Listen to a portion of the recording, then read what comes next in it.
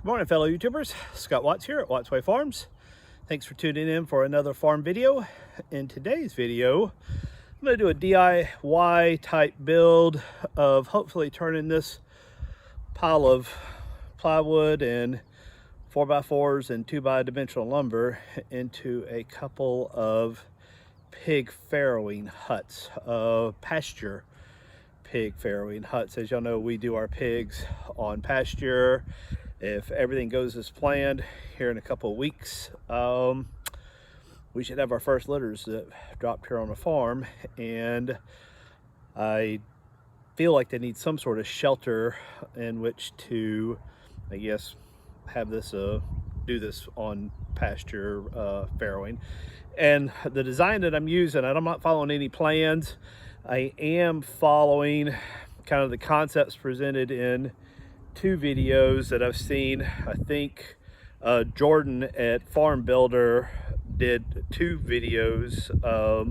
Part 1 and part 2 on this, and then Chuck at Sheridan Park did one video which is like an overview, and I think Chuck followed Jordan's kind of template, and I'm kind of going to make some changes from both to mine. I'll put links to both of those videos down in the description so that y'all can have it and see if maybe my version kind of makes sense or something you want to try. Now, one note, I'm not going to do every single cut. I'll do, like, if y'all see my other DIY videos, I kind of do progression shots as I go along, because my excuse me, my carpentry skills are probably slightly above beginner. I don't consider myself a great carpenter by any stretch, but that's what's kind of the beauty of my videos, that if I can do it, anybody can. I mean, basic carpentry skills is really all you need, and for what I'm doing, and that's good because that's all I have. So let's get to work.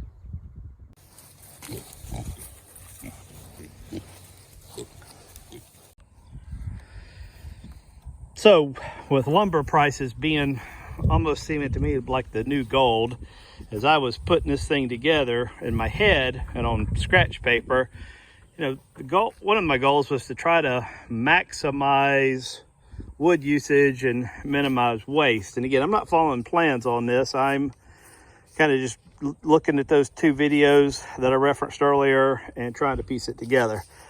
So one thing I like to do when doing this, and maybe you'll find this helpful, is I like to use graph paper. So knowing that this piece of plywood is a 4-foot by 8-foot sheet, trying to see how to maximize that. I know that in order to build 2 hutches, once I did all this, I guess, figuring out, it worked out, I know I'm going to need 3 sheets to do it. And one of the things I like to do is I like to use, like I said, I like to use graph paper. And so what I did was I kind of sketched this out. 4 of these little squares is a foot, so I've got 4 foot by 4 foot, which would be and I guess turn it this way would be better, would be half a sheet of plywood. And I know this is the halfway mark, and then this flipped over will give me the other side, and then it's just a matter of cutting this edge off. And what this is going to be my end piece for the hutches. All right, so we've cut up 1 sheet of plywood, 2 sheets. So this piece and this piece creates the ends, and that's 1 sheet of plywood. This is actually how to lay out. So this is the front, the top, the angle, and the back. There'll be a 2x12 here and a 2x12 here. And in this half a sheet, this is just a 4x8 sheet of plywood ripped in half. Will go on this first angle right here, and the rest of this will be metal. And according to Jordan's video, he says do this part in metal so that the pigs, you know, they're very destructive, are going to try to chew and rub on it, and that way it's less likely they're going to get cut. And now on the front, and we'll see in a minute, there'll be a 2x12 here, which the thought being is that will keep the piglets, the newborns, in for a little bit longer before they can get out with that 12 inches on the front. So there's a little progress. We got the ends built, the 2x12 centers I guess sides on, and then the 4x4s going across the middle. Now, one thing to note, I did have to shorten this by 3.5 inches. I guess it's 8 foot and a half an inch is how it is out of the box.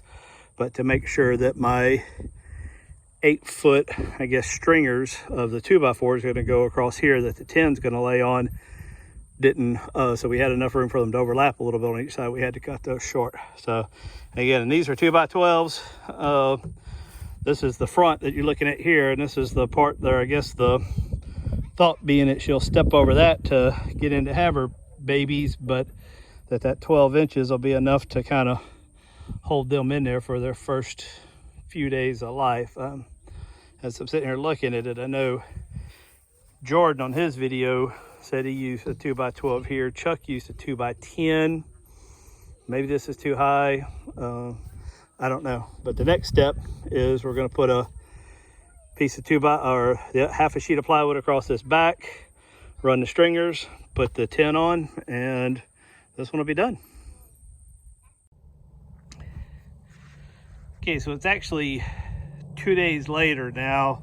It's Tuesday afternoon, Tuesday evening.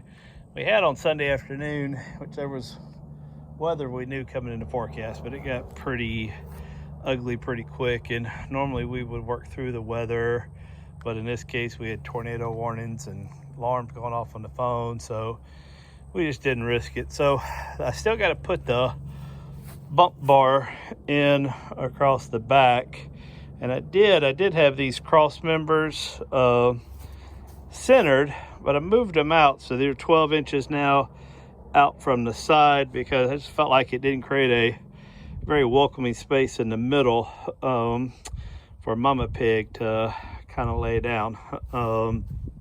But once this bump bar is on, it will be complete. I got all the parts cut for the next one. Let me get that on, and I'll give you a kind of a final recap on it. After a couple days longer than we anticipated, these are now complete. We've got the bump bar at the back.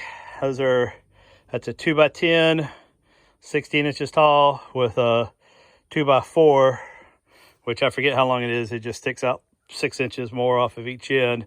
So that gives about 12 inches of clearance. A couple things to note, and I'll try to put in the description a list of all the materials, because I kind of built this to bought the materials to make two, because like that 2x10, that's one 8 foot 2x10 cut into 16-inch pieces, so it made sense. This back piece back here is one sheet of plywood ripped in half. So there's one there and there's the other half there.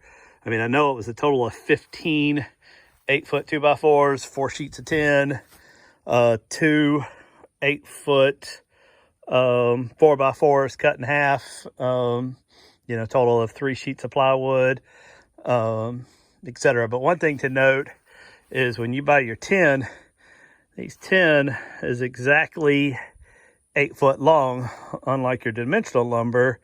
2x4 8 foot is actually 8 foot and half an inch.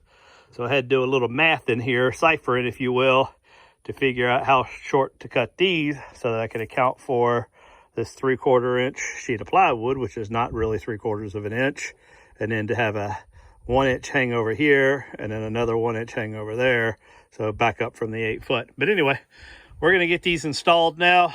I could probably lift up here with my tractor forks, but I'm not going to because I don't want to damage it. I know the pigs are going to probably give it a once over pretty quick, but we're going to lift it up, put it on a pallet here, and lift from there. So final step coming up. Here they are set up. We put a lot of hay in both of them already, and then put the rest of this bale here so that she can pull off more.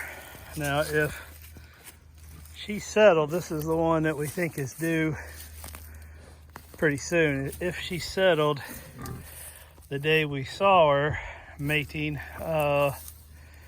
she's due in 3 days. So we'll see. I mean, she's starting to show some pretty good teat development. She's looking a bit swollen on the back end, so I think all the signs are there. Just need to see if she takes to the, I guess, these pens, these hutches we spent so much time building, or if it just turns into like a place to lounge for these other guys. Who knows?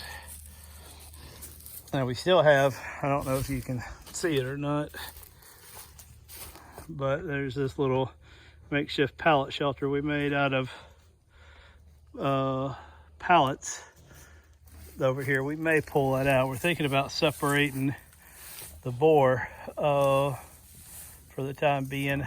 If we do that, we'll have to separate the shelter too. But anyway, stay tuned. I'm sure as soon as Piglet Day comes, we will be trying to capture as much of it as we can on video. I hope you enjoyed this video.